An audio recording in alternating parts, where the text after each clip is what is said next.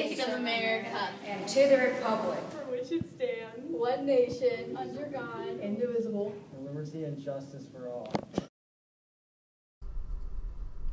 Hey North, it's Lewis. And your buddy Amanda. Today's Thursday, November the 30th, and since it's a block day, so make sure you go to all of your even numbered classes. Happy birthday today to Lily S. on 8 West, Peter V. on 6 Central, Teresa and Elizabeth H. on 6 East, and Hannah C. on 6 West. The after-school activities for today are Art Club in Room 53, Jazz Band and Jazz Combo in Room 50, Northern Lights Show Choir in Room 51, Lit Lab, Tech Club, and Fitness Center. Attention 6th grade Environment Service Learning Group. Your Kirkwood Parks permission slip is due. You must have this permission slip signed by a parent or guardian in order to participate in our field trip this coming Monday. Return the permission slip to Mrs. Mueller in Room 1 or Mrs. McWay in Room 25. Please see one of these teachers if you need another permission slip or download the document off our e-backpack page. Stay tuned for a story in the R4. Have a thrilling Thursday. North. Oh, yeah, Miss Fang. Oh, right there. Oh, Okay, that's okay. cool. Guys, just reminding you again that this Saturday we are having a little book fair at Barnes & Noble at West County Mall. So if you go up there to shop at all on Saturday, just make sure to mention North Kirkwood Middle School, whether you're buying a coffee or a bagel or a book or a puzzle or whatever.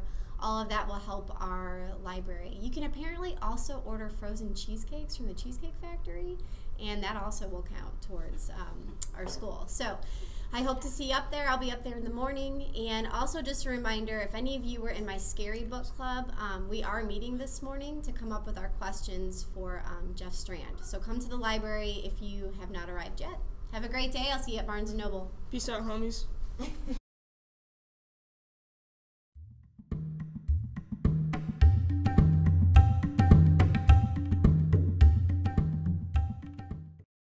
What's your biggest regret? I don't really have a whole lot of regrets, because I say this jokingly, but I really try not to look back too much.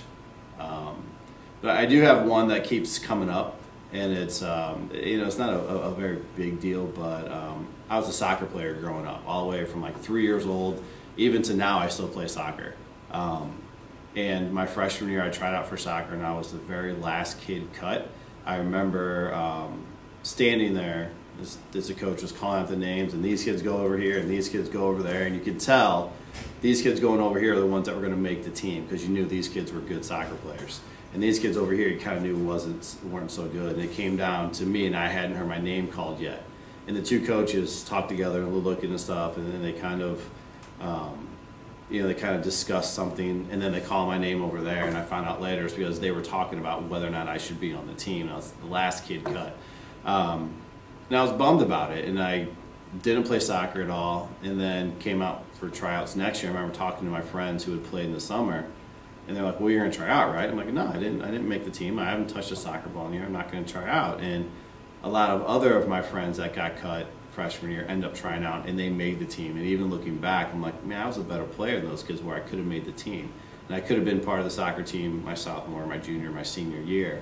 And looking back, I wish I would have done that, because one, I would have made the team. I would have had that experience of being on the soccer team, but also I didn't take that risk of trying out my sophomore year. And so like I said, I don't look back a whole lot, but that experience kind of, one, I'm like, yeah, I wish I would have done that. I wish I would have done that. But on the other hand, like, yeah, I'm going to be a little more risky and take some more risk with stuff.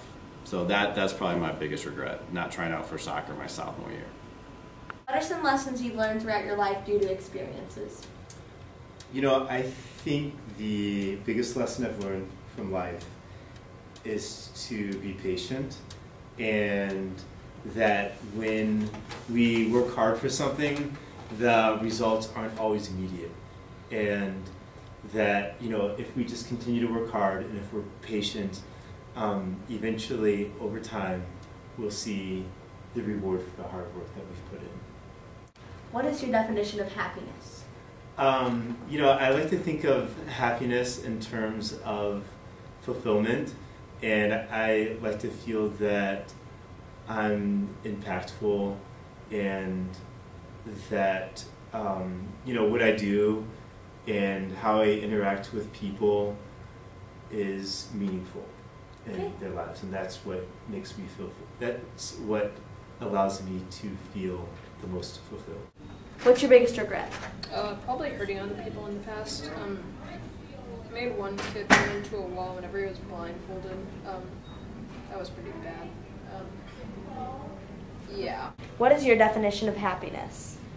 Being able to live contently in any situation. Being I guess being content in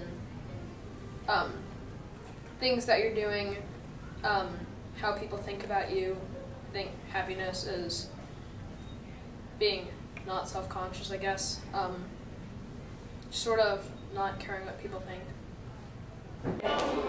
What is the biggest thing you've ever had to give up?